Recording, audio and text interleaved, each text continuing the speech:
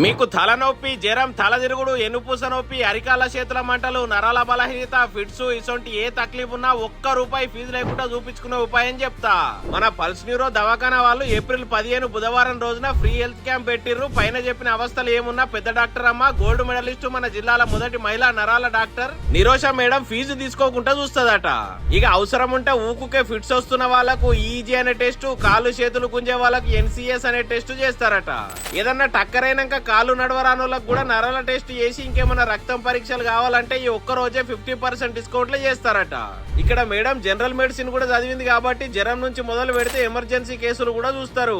ICU అన్ని సౌలతులు కూడా చేసిర్రు హాస్పిటల్లా.